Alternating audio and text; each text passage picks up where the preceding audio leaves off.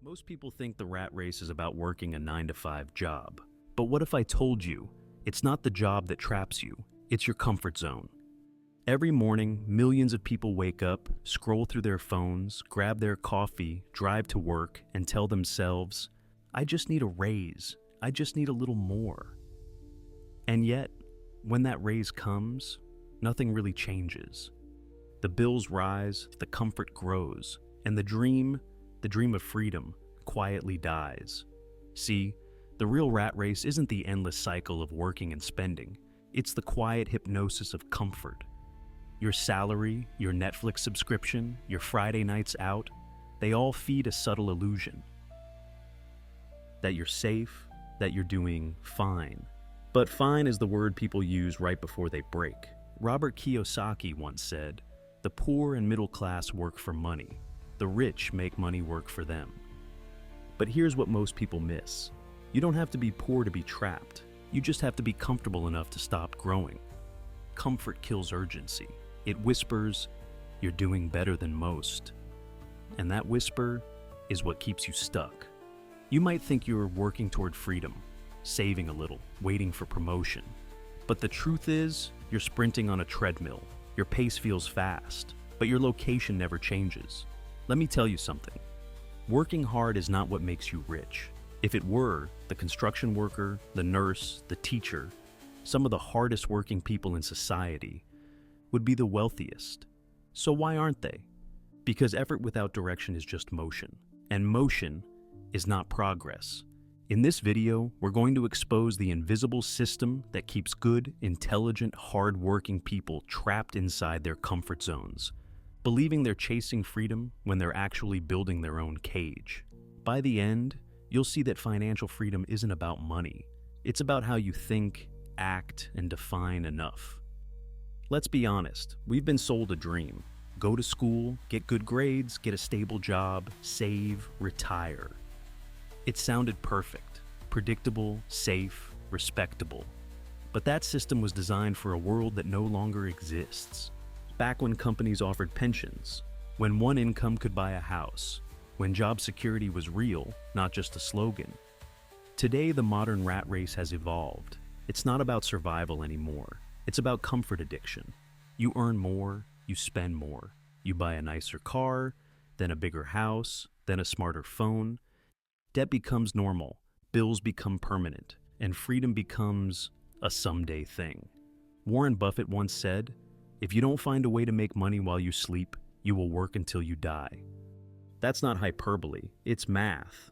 Because in the rat race, your time and money are directly tied. You sell your hours, you buy your lifestyle, and every upgrade locks you deeper into dependency. Napoleon Hill called this drifting, the habit of living reactively instead of intentionally.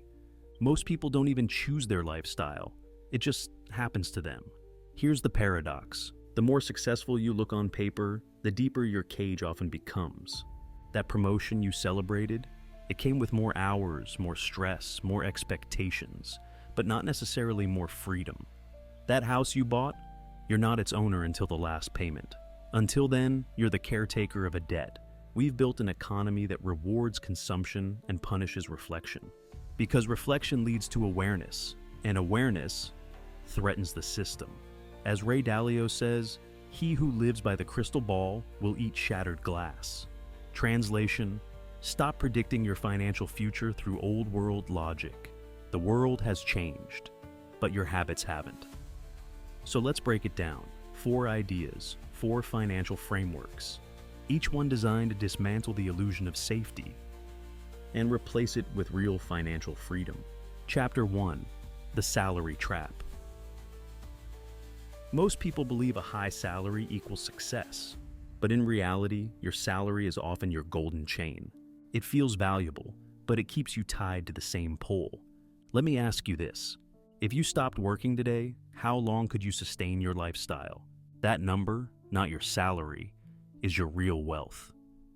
Robert Kiyosaki taught the world the simplest truth in personal finance. An asset puts money in your pocket, a liability takes it out. But the average person doesn't live by that. They live by, if I can afford the payment, I can afford the thing. So they trade freedom for convenience every month without realizing it. A bigger paycheck means bigger commitments, not more wealth. You don't escape the rat race by running faster. You escape it by changing lanes. Elon Musk once said, "I'd rather be optimistic and wrong than pessimistic and right." That's the mindset difference. The wealthy think in possibilities, not paychecks. They see money as leverage, not reward. They use their salary as fuel, not fulfillment.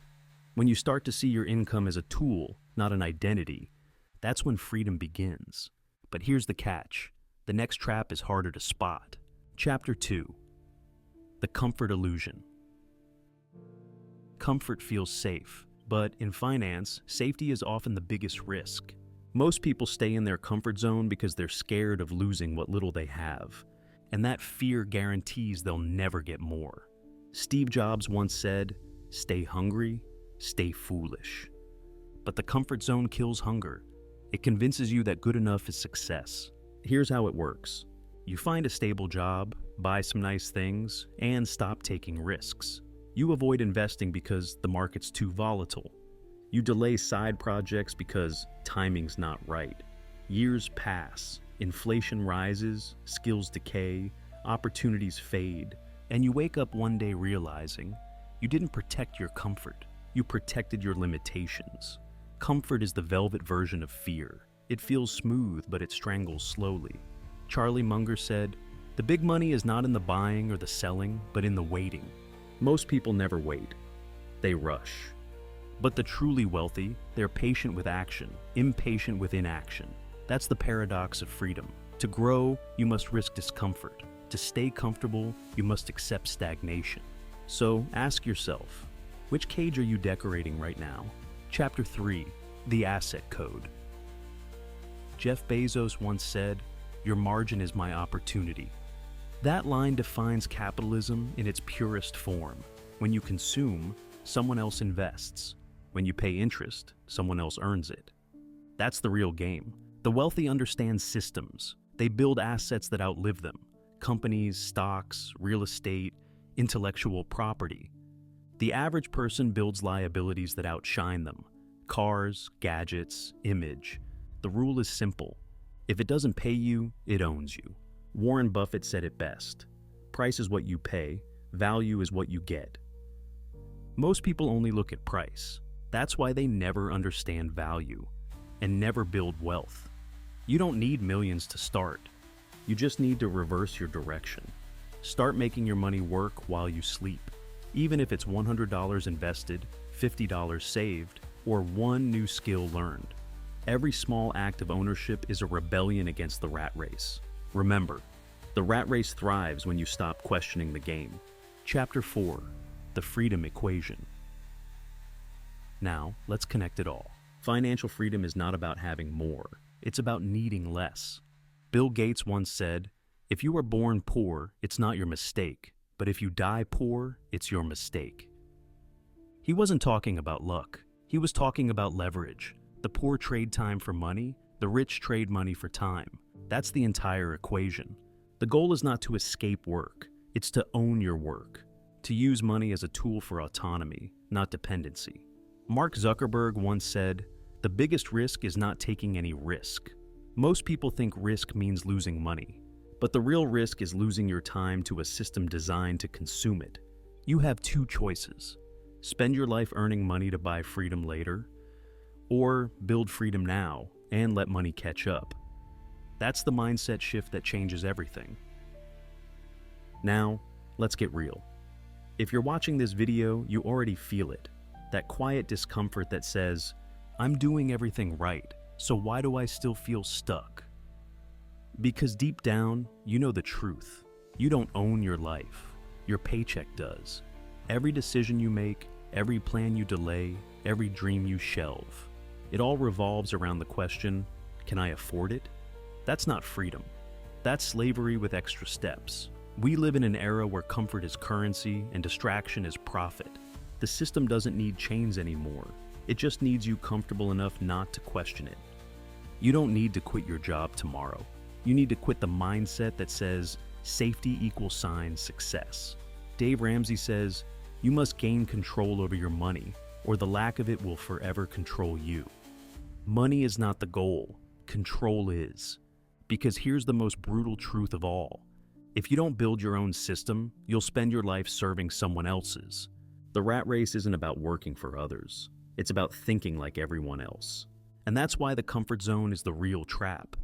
It's the soft prison you never see, because it rewards you just enough to stay quiet. Freedom starts when you stop needing permission to grow.